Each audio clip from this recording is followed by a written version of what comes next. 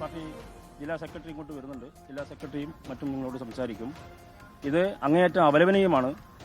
പ്രതിപക്ഷ പാർട്ടികളെ തങ്ങളുടെ അധികാരവും സംവിധാനവും ഉപയോഗിച്ചുകൊണ്ട് ഏത് നിലയിലും ഇല്ലാതാക്കാനും വേട്ടയാടാനുമുള്ള ശ്രമത്തിൻ്റെ ഭാഗമാണ് ഇപ്പോൾ പിണറായിയുടെ വീട്ടിലുൾപ്പെടെ റെയ്ഡ് നടന്നുകൊണ്ടിരിക്കുന്നത്. ഇപ്പോൾ സ്വാഭാവികമായിട്ടും ഇതിൻ്റേതായ ശക്തമായ പ്രതിഷേധം കേരളത്തിലെമ്പാടും ഉയർന്നു വരും എന്ന കാര്യത്തിൽ യാതൊരു തർക്കവുമില്ല. ഇവിടെയും അതിൻ്റെ പ്രതിഷേധം ഉയർന്നു വരും. പ്രതിഷേധം ഉണ്ടാവും. 10:30 മണിക്ക് പ്രതിഷേധം ഉണ്ടാവും. ഓക്കെ, ടൗണിലുണ്ടാവും.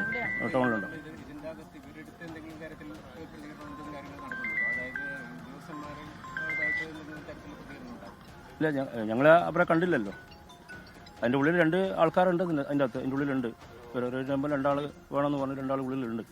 അവർ പുറത്ത് വന്നാലല്ലേ നമുക്ക് അവരോട് എന്താണ് ചോദിക്കാൻ പറ്റുള്ളൂ.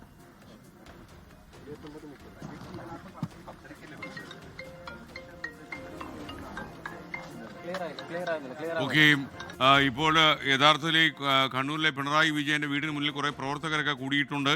അവരൊരു പ്രതിഷേധമൊക്കെ ആലോചിക്കുന്നു. എന്നാൽ ഇത്തരം ഒരു കേസിൽ ഒരു പ്രതിഷേധത്തിന് സാധ്യതയുണ്ടോ എന്ന് ചോദിച്ചാൽ സാധ്യത തീരെയില്ല. കാര്യം കോടതി വിധിക്ക് ശേഷമാണ് ഈ ED അന്വേഷണവുമായി എത്തിയിട്ടുള്ളത്. ശരിക്കും കേരളത്തിലെ 10 ഇടങ്ങളിൽ ഇപ്പോൾ നടക്കുന്നു. 2 ഇടങ്ങളിൽ കർണാടകത്തിൽ നടക്കുന്ന 12 ഇടങ്ങളിൽ നടക്കുന്നു എന്നുള്ളതാണ്. അതായത് പലരുടെയും പേരിൽ എക്സ്പെൻസിൻ്റെ പേരിൽ CMRL പണം കൈമാറ്റം ചെയ്തു എന്നാണ് കേസ്.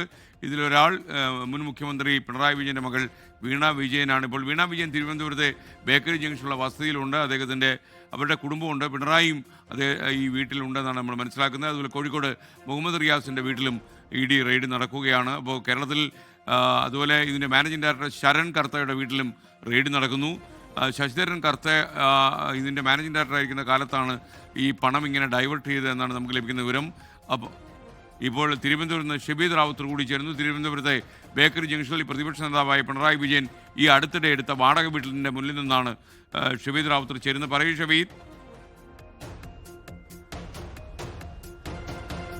റെയ്ഡിങ്ങിനെ പുരോഗമിക്കുകയാണ്. മാത്രമല്ല ഇതുമായി ബന്ധപ്പെട്ട് EDയിൽ നിന്ന് ഔദ്യോഗിക വിവരങ്ങളടക്കം ഇപ്പോൾ വന്നു തുടങ്ങിയിട്ടുണ്ട്. കേരളത്തിനകത്ത് 10 സ്ഥലങ്ങളിൽ പരിശോധന എന്നുള്ളതാണ് ED ഇപ്പോൾ സ്ഥിരീകരിച്ച് പറയുന്ന കാര്യം. നേരത്തെ നമ്മൾ സൂചിപ്പിച്ചതുപോലെ CMRL, ശശിധരൻ കർത്ത, അതേപോലെ തന്നെ അദ്ദേഹത്തിന്റെ ഓഫീസുകൾ, അതേപോലെ മുൻ മുഖ്യമന്ത്രി പിണറായി വിജയന്റെ മകൾ വീണ വിജയൻ താമസിക്കുന്ന ബേക്കറി ജംഗ്ഷനിലെ വീട്, ഇവരുടെ മുൻ മാനേജർ താമസിക്കുന്ന ശ്രീകാര്യത്തെ വീട്, അതേപോലെ ഫിനാൻസ് ഓഫീസർ അടക്കം എക്സാലോജിക് സൊല്യൂഷൻസുമായി ബന്ധപ്പെട്ട ആളുകളുടെ വീട്ടിലും ഓഫീസുകളിലുമാണ് ഇപ്പോൾ പരിശോധന നടത്തുന്നത്. നേരത്തെ നമ്മൾ സൂചിപ്പിച്ചതുപോലെ തന്നെ ഇന്നലെ ഹൈക്കോടതിയിൽ നിന്ന് അനുകൂലമായ ഒരു തീരുമാനം വന്നതിന്റെ പശ്ചാത്തലത്തിൽ ഡൽഹി യൂണിറ്റുമായിട്ട് അടക്കം കൂടിയാലോചന നടത്തിയിട്ടാണ് ചെന്നൈ, അതേപോലെ കേരള, ബാംഗ്ലൂർ യൂണിറ്റുകൾ സംയുക്തമായി ഇപ്പോൾ ഇങ്ങനൊരു പരിശോധന നടത്തുന്നത് എന്നുള്ളതാണ് നമുക്ക് മനസ്സിലാക്കാൻ കഴിയുന്ന വിവരം. ഏതായാലും നിലവിൽ ഇപ്പോൾ ഈ വിവരം ഔദ്യോഗികമായി തന്നെ ED വൃത്തങ്ങളിൽ നിന്നൊരു വിവരമായി പുറത്തേക്ക് വരുന്നുണ്ട്. അവർ പറയുന്ന വിവരം അനുസരിച്ച് ED is doing search actions on 10 premises in Kerala in connection with CMRL case എന്നുള്ളതാണ്. മാത്രമല്ല ex-CM of Keralam and his doctor being covered എന്നുള്ള ഒരു വിവരം അത് ഇപ്പോൾ ഔദ്യോഗികമായി തന്നെ EDയുടെ ഭാഗത്ത് നിന്ന്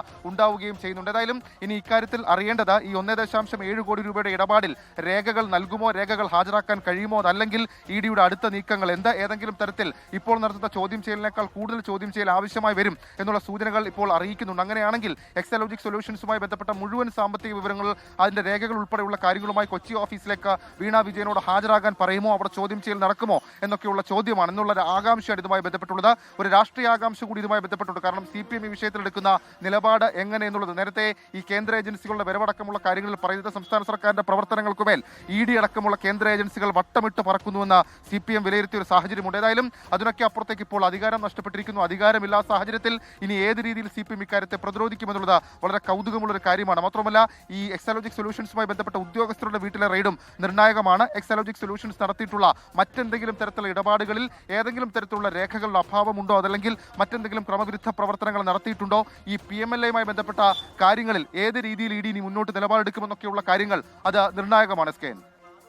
ഷബീദ് റാവുത്തറാണ് വിവരങ്ങൾ നൽകിയത്.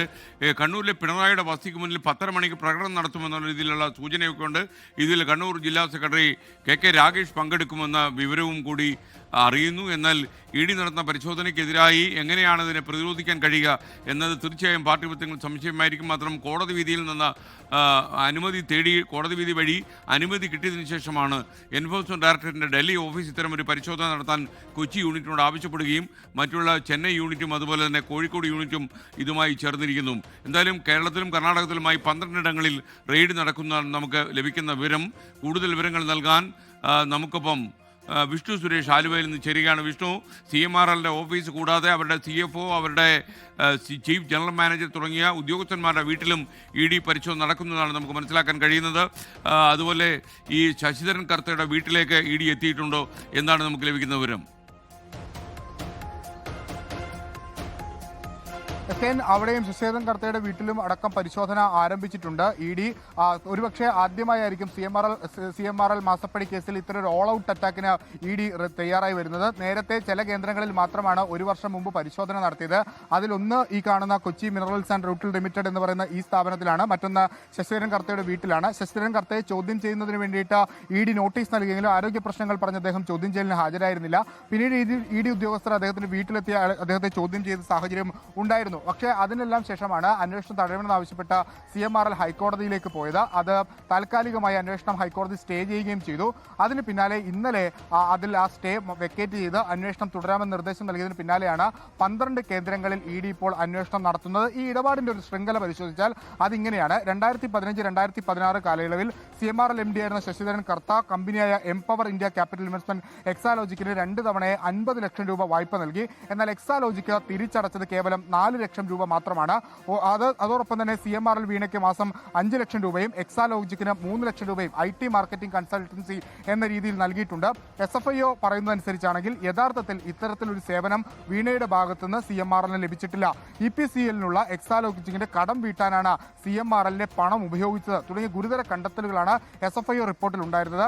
SFIO മറ്റൊരു പ്രധാനപ്പെട്ട കാര്യങ്ങൾ പറയുന്നത് സ്വകാര്യ വായ്പ ബാധ്യത പബ്ലിക് കമ്പനിയുടെ തലയിൽ കെട്ടിവെച്ചു, സാമ്പത്തിക നേട്ടത്തിനായി കൺസൾട്ടൻസി കരാറുകൾ മനഃപൂർവ്വം ദുരുപയോഗം ചെയ്തു, കമ്പനികൾ തമ്മിലുള്ള ഇമെയിലുകൾ ജോലിയെക്കുറിച്ചില്ല, അതോടൊപ്പം തന്നെ ഇൻവോയ്സ് ഉണ്ടാക്കിയതിനെ കുറിച്ചും പണം കൈമാറുന്നതിനെ കുറിച്ചും മാത്രമാണ് SFIO ഈ കൺസൾട്ടൻസി കരാർ മാത്രമായി നിലനിൽക്കുന്നത് തുടങ്ങിയ ഗുരുതരമായ കണ്ടെത്തലുകളാണ് SFIO റിപ്പോർട്ടിൽ ഉണ്ടായിരുന്നത്. ആ റിപ്പോർട്ട് കോടതിക്ക് മുമ്പാകെ ഇരിക്കുകയാണ്. അതിന്റെ വിചാരണ നടപടികളൊക്കെ കടക്കാൻ പോകുകയാണ്. അതിനിടയിലാണ് ഇതിലൊരു കള്ളപ്പണം വെളുപ്പിക്കൽ ഇടപാട് നടന്നിട്ടുണ്ട് എന്ന് ചൂണ്ടിക്കാണിച്ച് എൻഫോഴ്സ്മെന്റ് ഡയറക്ടറേറ്റ് ECIR രജിസ്റ്റർ ചെയ്ത് അതിൽ ആദ്യം ഒരു പരിശോധന നടത്തിയത്.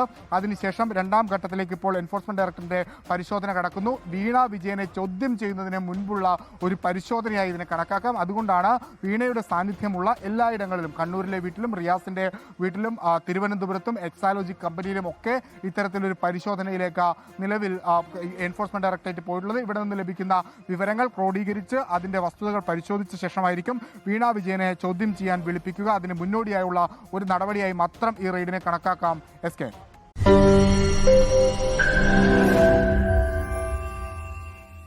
ലോകത്തെവിടെയായാലും ഏത് സമയത്തും 24 വാർത്തകളും ഓഗ്മെന്റഡ് റിയാലിറ്റി പാക്കേജുകളും എക്സ്പ്ലെയിനറുകളും വിശദമായി കാണാൻ ഞങ്ങളുടെ YouTube ചാനൽ നിങ്ങൾക്ക് സബ്സ്ക്രൈബ് ചെയ്യാം.